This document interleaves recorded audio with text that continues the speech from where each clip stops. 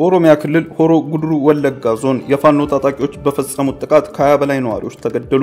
በኦሮሚያ ክልል ሆሮ ጉድሩ ወለጋ ዞን አቤ ጎንደሮ ወረዳ ቱሉ ሞቲ ቀበሌ ባሳለፍነው ሳምንት አርብ መጋቢት 19 ቀን የፋኖ ታጣቂዎች በፈጸሙት ጥቃት ከ20 በላይ ነዋሪዎች መገደላቸውና ሌሎች 3 ታፍነው መወሰዳቸውን የአካባቢው ኃላፊዎችና ነዋሪዎች ለአዲስ ስታንዳርድ ተናግረዋል። ለደህንነታቸው በመስጋት ስማቸው እንዳይጠቀስ የጠየቁ የአቤ ጎንደሮ ወረዳ ነዋሪዎች አርብ በተፈጸመው ጥቃት ከ20 በላይ ነዋሪዎች መገደላቸውና ሌሎች በርካቶች ደግሞ ቆስለው ከባድ ሁኔታ ውስጥ እንደሚገኙ ለአዲስ ስታንዳርድ ገልጸዋል። ነዋሪዎች የፋኖ ታጣቂዎች ባሳለፍነው አርብ ወደ መንደራችን በመምጣት የመንደሩን ጸጥታ በሚያስጠብቁ ሚሊሻዎች ላይ ተኩስ ከፈቱ። ከዛም የተኩስ ድምጽ ሰምተው ወደ ቤት በመሸሽ ላይ ነበሩ። እንዲሁም ተደናግጠው ከቀያቸው ሲሸሹ የነበሩ ነዋሪዎች በጥይት ተመቱ ብለዋል። አክለውም ከጸጥታ አካላቱ አልፎ በሰላማዊ ሰዎች ላይ ጭምር በተከፈተ ጥቃት ቢያንስ 20 ሰዎች በአሰቃቂ ሁኔታ ተገድለዋል ሲሉ ገልጸዋል። ሌሎች በርካቶች ሰዎች መቁሰላቸውና 3 ነዋሪዎች ደግሞ ወዴት እንደተወሰዱ እንደማይታወቅም ተናግረዋል። ሌላኛው ስማቸው እንዳይጠቀስ የፈለጉ እና የቤተሰባቸው አባል በጥቃቱ እንደተገደለባቸው የገለጹ ነዋሪው በበኩላቸው እስካሁን ምንም እንደተፈጠረ አልገባንም፣ መንገድ እየሄደ እያለን የተገደለው፣ ይህ በጣም አሳዛኝ ነው፣ ለጠላቴም እንዲህ አይነት ነገር አልመኝም ብለዋል።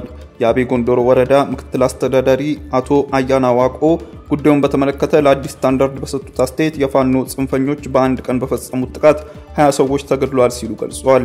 ነገር ግን በሁሉም የአማራ ተወላጆች ላይ ጣት መቀሰር ትክክል አይደለም ብለዋል። በብሔር አማራ ያልሆኑ ነገር ግን ልጆቻቸውን ወደ ጫካ በመግባት ህዝቡን ሲገድሉና ሲዘርፉ የነበሩ ናቸው ከአማራ ክልል ከመጡ የፋኖ ታጣቂዎች ጋር በመሆን እንዲህ አይነት ወንጀል እየፈጸሙ ያሉት ብለዋል። አክለውም በአቤ ጎንደሮ ወረዳ የሚኖሩ የአማራ ማህበረሰብ ከኦሮሞ ማህበረሰብ ጋር ተስማምቶ እየኖረ መሆኑን በመጥቀስ ሁሉም ጥፋት እየነሱ ነው ማለት አይቻልም ብለዋል። ፋኖ በሚል ስም ራሳቸውን ያደራጁ ታጣቂዎች መከላከያ ሰራዊት ወደ አካባቢው ሲመጣ ሸሽተው ጫካ ውስጥ እንደሚደበቁ የገለጹት አቶ አያናም ነገር ግን ሰራዊቱ አካባቢውን ለቆ ሲወጣና ጸጥታ የማስጠበቅ ተራው የኦሮሚያ ልዩ ኃይልና የሚሊሻ ሲሆን ከቦ ተኩስ ከፍታሉ ሲሉ ከሰዋል። በተለያዩ ጊዜም የበርካታ ንጹሃን ሰዎች ህይወት ማለፍን የገለጹት የወረዳው ምክትል አስተዳዳሪ አቶ አያናም ካለፈው ዓመት ጀምሮ በአካባቢው መንግስት ተደራጅተው በሰዎች ላይ ጥቃት የፈጸሙ ታጣቂዎች ላይ ጠንከር ያለ እርምጃ እየወሰደ ነው ብለዋል። ይህም እርምጃ ከዚህ የማይጠቀስ ከሆነ የብዙ ሰዎችን ህይወት መጥፋቱ ሊጠቀስ እንደሚችል ጠቁሟል። መንግስት የወሰደው እርምጃ በጣም ጠንካራ ስለነበረ እንደ ዘረፋ፣ ቤት ማቃጠልና ግድያ ያሉ ወንጀሎችን ቀንሰው ነበር። ነገር ግን መከላከያ ሰራዊት ከአካባቢው ከወጣበት ቀን ጀምሮ የሚገደሉ ሰዎች ቁጥር በየቀኑ እየጨመረ ነው ብለዋል። ግድያ፣ ዘረፋና ቤት ማቃጠል ተግባር በአካባቢው እየተለመደ መምጣቱን ገልጸው የጥፋቱ ተግባር በአካባቢው ነዋሪዎች ላይ ከባድ ተጽዕኖ እያስከተለ በመሆኑ በየደረጃው የሚገኙ የሚመለከታቸው አካላት ለወንጀሉ ትኩረት ሊሰጡ ይገባል ብለዋል። በምዕራብ ኦሮሚያ በኦሮሞ ነጻነት ሰራዊትና በመንግስት ታጣቂዎች መካከል እየተካሄደ ካለው ግጭት ተጨማሪ ራሳቸውን ፋኖ ብለው የሚጠሩ የአማራ ታጣቂዎች በኦሮሚያ ክልል የሚያደርጉት እንቅስቃሴ የበርካታ ንጹሃን ህይወት መጥፋት ምክንያት ሆኖ ቆይቷል ብለዋል። በሰሜን ጎጃም ዞን ህፃናትን ጨምሮ ከ40 በላይ ሰላማዊ ሰዎች በመንግስት የጸጥታ አካላት መገደላቸው ተገለጸ። በአማራ ክልል ሰሜን ጎጃም ዞን ሜጫ ወረዳ ብርቃታ ከተማና አካባቢ የሚገኙ ስፍራዎች መጋቢት 22 ቀን በመንግስት የጸጥታ አካላት ቤት ለቤትና መንገድ ላይ ፈጽሞታል በተባለ ጥቃት ህፃናትን ጨምሮ ከ40 በላይ ሰላማዊ ሰዎች መገደላቸው ነው ለአዲስ ስታንዳርድ የገለጹት።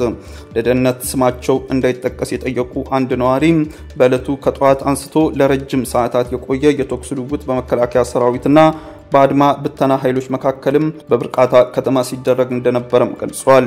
የተኩስ እርምታው ከቆመ በኋላ የመንግስት የጸጥታ አካላት በከተማዋ የተለያዩ ስፍራዎች በመንቀሳቀስ ያገኙትን ሰው ወደ መረሸን ገቡ ብለዋል።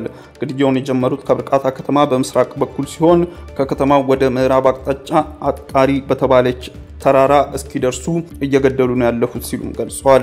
በመጀመሪያው ውጊያ የተቀሰቀሰው ከከተማዋ በምስራቅ 2 ኪሎ ሜትር ላይ በሚገኘው ቤተክርስቲያን እንደነበረ የገለጹት ነዋሪው አክለውም ቄስ ዋሴ ይግዛው የተባሉ የቤተክርስቲያኑ አስተዳዳሪን ጨምሮ 46 ሰላማዊ ሰዎች በመንግስት አካላት መገደላቸውን ጠቁሟል። ከተገደሉ ሰዎች መካከል መንገድ ላይም ኮፍጮ ቤት ሲመለሱ የነበሩ እናቶችን ቤት ዘግተው የተቀመጡ ሰዎች የአእምሮ ህሙማንና ህፃናት ሳይቀር እንደሚገኙበት አመልክተዋል።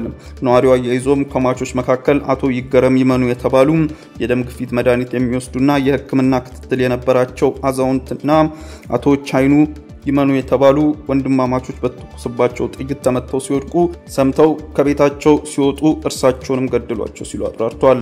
አክለውም ግድያው ከተፈጸመ በኋላ ሰው እየጮኸ ይሰማን ነበረ። ከዚያ ግቢያችን ውስጥ ሰዎች ይወጣሉ ከዛም ሰው እንዳናይ ብለዋልና አትውጡ ተባለ ብለው መጡ ያሉት ነዋሪው የመንግስት የጸጥታ አካላት የሟቾችን አስክሬን አይነሳም ብለው መከልከላቸውንም ተከትሎ አስክሬን አድሮ በማግስቱ መጋቢት 23 ቀን ማንሳታቸውን ተናግረዋል። አስክሬኖቹ የተነሱትም በመንግስት የመከላከያ ሰራዊት ከተማዋን በመልቀቅ ከከተማዋ 4 ኪሎ ሜትር ርቀት በምትገኘው ምድረገነት ቀበሌ አጣሪ የተባለ ተራራ ላይ መስፈሩን ተከትሎ መሆኑን ጠቁመዋል። ውድ ተመልካቾቻችን በለታዊው የዛሬ ውሎ ፕሮግራማችን ይዘንላችሁ የቀረብናቸው ዋና መረጃዎች እነዚህ ነበሩ። ከፕሮግራም ጋር አብሬያችሁ ቆይታ ያደረኩት እኔ አብዲስ አደፋር ነበርኩ። ከሌሎች የኬሎ ሚዲያ ፕሮግራሞች ጋር መልካም ቆይታ